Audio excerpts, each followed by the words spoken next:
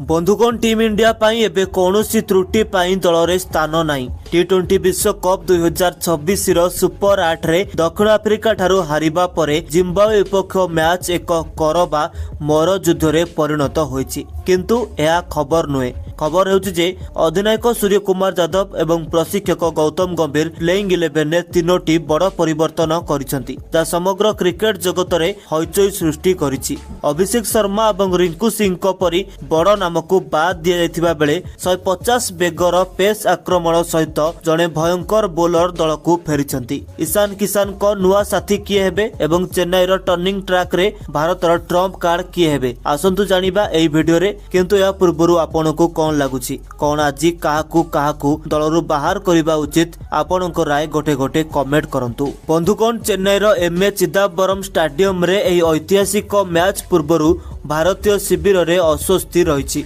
दक्षिण आफ्रिका विपक्ष में 76 रन दमदार पराजय दल परिचालनार आखि को उठाउछि। वाशिंगटन सुंदर को दुर्बल प्रदर्शन एवं अभिषेक शर्मा को लगातार बैटिंग विफलता दलर चिंता को वृद्धि करिछि। अभिषेक गत तीनोटी मैच रे निजर खाता मध्य खोली नांती, जेतेबेले सुंदर बैट सहित कौनसी विकेट मध्य नै नांती किंबा रन संग्रह करि नांती। फलस्वरूप परिचालना परीक्षा परित्याग करी अभिज्ञता एवं फॉर्म उपरे निर्भर करने निष्पत्ति नेछि।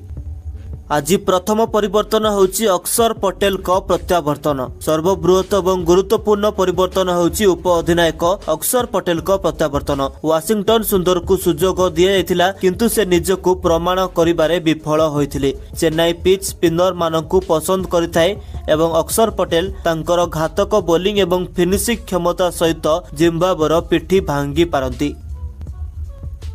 परिवर्तन नंबर 2 संजू सैमसन को आश्चर्य भूमिका। अभिषेक शर्मा को स्थान रे संजू सैमसन को दल रे शामिल करा जायछि, जे कि लगातार विफल हेउछंती। संजू केवल मध्यम क्रम को मजबूत करिवे नहीं, बरं ईशान किशन को सहित इनिंग्स ओपन करी एक विपज्जनक बाम डाहाण मिश्रण मध्य गठन करिवे। नामिबिया विपक्ष रे तांकर 22 रन छोट किंतु विस्फोरक इनिंग्स चयनकर्तांक हृदय को जीतिथिला। परिवर्तन नंबर 3 रिंकू सिंह आउट कुलदीप यादव इन। ए निष्पत्ति प्रशंसकों को आश्चर्य करिपारे, किंतु दलर आवश्यकता को दृष्टि रखी रिंकू सिंह को बाहर बसिबाकू पड़िपारे। शुष्क चेन्नई पिच रे कुलदीप यादव को परी जड़े चाइनामैन बोलर जेकोसी बैटिंग लाइनअप को ध्वंस करि पारंती। पाकिस्तान विपक्ष रे कुलदीप को मितबाई बोलिंग विश्वकप रे एक प्रकृत खेल परिवर्तनकारी भाव में तांकर संभावना को प्रमाणित करथिला। तेबे बंधुगण आसंतु जिम्बाब्वेर स्टंप गुडी को भांगिबाकू चाहुथिबा चूड़ांत 11 उपरे नजर पकाइबा। नंबर 1 ने ईशान किशन पावर प्लेयर फायदा उठाइबा पई विस्फोरक ओपनर। यापर नंबर 2 रे संजू सैमसन एक नूतन दायित्व सहित इनिंग्स आरंभ करिवे। नंबर 3 ने तिलक वर्मा फॉर्म को फेरिथिबा एई युवकंकु नंबर 3 स्थान पई विश्वस्त। नंबर 4 रे सूर्य कुमार यादव, जे कि अधिनायक विश्वर नंबर 1 बैट्समैन, जाको एबे तांकर अधिनायक तो इनिंग्स खेलिबाकू पड़िबो। नंबर 5 रे हार्दिक पांड्या विश्वर सबुठारु भयंकर ऑलराउंडर, जे कि बैट एवं बॉल उभय विपर्जय घटाइबे। नंबर 6 रे शिवम दुबे बड़ शॉट रो जणे मास्टर, मध्य ओवर स्पिनर मानकू टार्गेट करिवे। नंबर 7 रे अक्षर पटेल बैट एवं बॉल उभय मैच को शेष करबा पई दायी हेबे। नंबर 8 रे कुलदीप यादव चेन्नई पिच रे भारतर सबुठारु बड़ अस्त्र। नंबर 9 रे जसप्रीत बुमराह यर्कर किंग, जांकर गति जिम्बाब्वे सहित अतुलनीय हेबो। नंबर 10 मोहम्मद सिराज मिया भाई तांकर स्विंग सहित प्रारंभिक प्रहार प्रदान करिवे।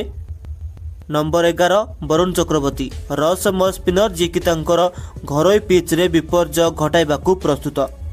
बंधुगण सिकंदर राजांको अधिनायकत्व रे जिम्बाब्वे दल को हालुका भाव में नेबा महंगा साब्यस्त होई पारे। भारतीय दल कागज पत्र रे बहुत शक्तिशाली होई थाई पारे, मध्य चाप रे परिपूर्ण मैच रे किछि भी होई पारे। जिम्बाब्वेर बैट्समैन माननकु हमर बोलर माननक विरुद्ध रे बंचिबा कष्टकर हेबो, जो माने 150 किलोमीटर प्रति घंटा बेग रे बोलिंग करि पारिबे, किंतु टीम इंडिया को सतर्कतार सहित खेलिबाकू पड़िबो। ते बंधुगण आपण कोन भाबुछंती जे रिंकू सिंह एवं अभिषेक शर्मा को छाड़िबा सठिक निष्पत्ति थिला कि संजू सैमसन ओपनिंग सफल हेबे कि? दयाकरी मंतव्य रे आपणकर मतामत शेयर करंतु। जदि आपण ए भिडियोटी को उपभोग करिसंती दयाकरी लाइक करंतु, शेयर करंतु एवं अधिक क्रिकेट रो अपडेट पाई हमर चैनल क्रिक टाइम